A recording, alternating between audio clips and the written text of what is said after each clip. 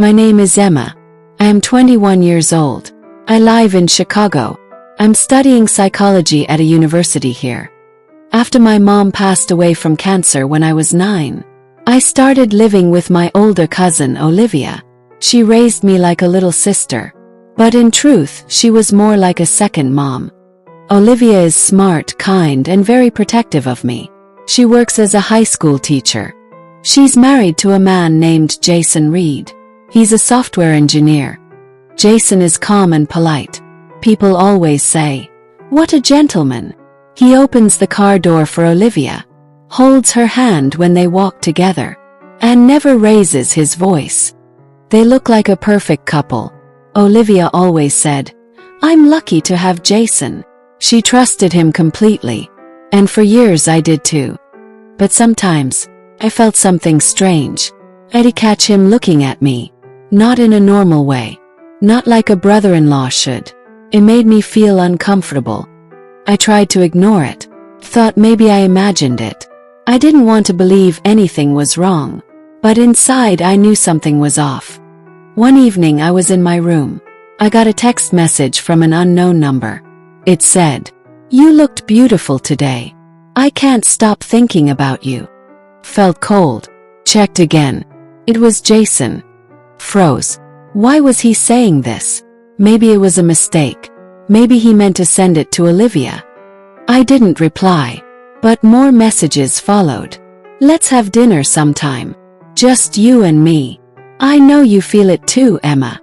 My heart beat faster. I couldn't breathe. I didn't answer.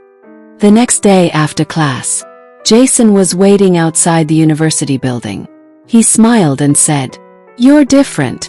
You're special, Emma." I walked away without replying, but the messages didn't stop.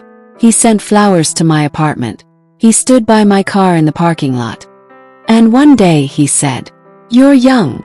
You're beautiful. Every time I see you I fall deeper. I don't want a fling. I want forever with you."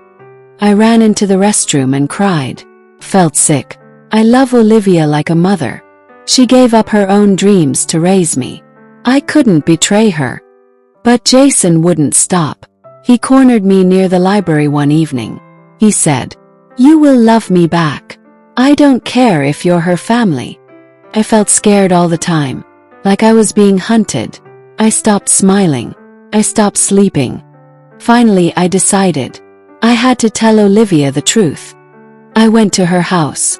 I sat in her kitchen, hands shaking. She smiled and said, "Jason and I are planning to start a family. We're starting fertility treatments soon." Froze. My lips didn't move. I couldn't say it. I couldn't take that hope away from her. So I stayed quiet. A few days later, Jason showed up at my apartment. It was 8 p.m. I opened the door thinking it was Olivia. It was him. He stepped inside.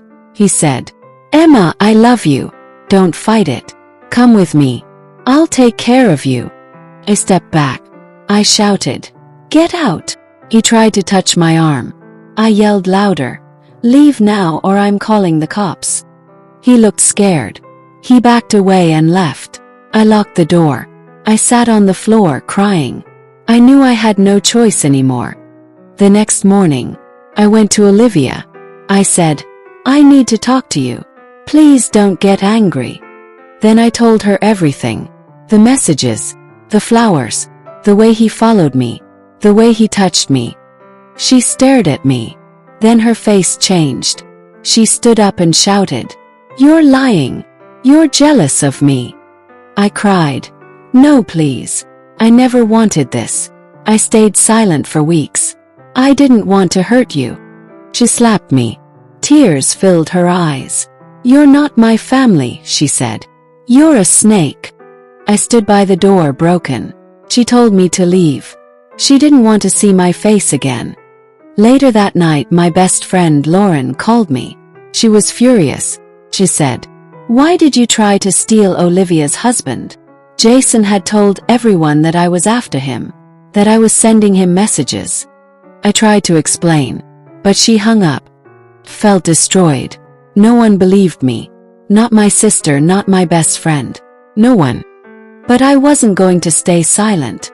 I had saved every message, every screenshot, photos of the flowers, proof. I printed it all. I walked into the university's counseling office. I said, I need to report someone. I need help. They read the papers. They didn't say much. But a woman said, this is serious. We'll take action. 2 days later I got a call. We believe you, Emma. Thank you for coming forward. They called Olivia too. They showed her the messages, photos, the flowers. She stared at the papers for a long time. Then she started crying. He said she was chasing him, she whispered. Oh my God. I was wrong. I hurt her. That night Olivia came to see me. She looked tired. Her eyes were swollen. She brought an old photo of us. Me, her, and our dog from years ago. She said, I found Jason's old phone. I saw the messages. All of them. She cried. She held my hands. I failed you. Hurt you. And I am so sorry. Cried too. I love you, Olivia. You're the only mom I've ever had. Even when Jason tried to break me, I couldn't let myself hate you. She hugged me tightly. She said, I'm divorcing him. I will never let someone like that hurt you again. In court, Olivia looked Jason in the eyes and said, you don't deserve forgiveness. You broke my trust. You tried to destroy my family. You're nothing to me now. Jason didn't say a word. He left the courtroom in silence. Weeks passed. Olivia and I started healing. We talk more now. We laugh again. We still carry the scars, but we're stronger. Together. Sometimes the ones we trust most hurt us the deepest, but the truth always finds the light. So if you're going through something like this, don't stay silent. Speak up. Tell your story. Even if no one believes you at first, the truth will win. If this story touched your heart, please like this video.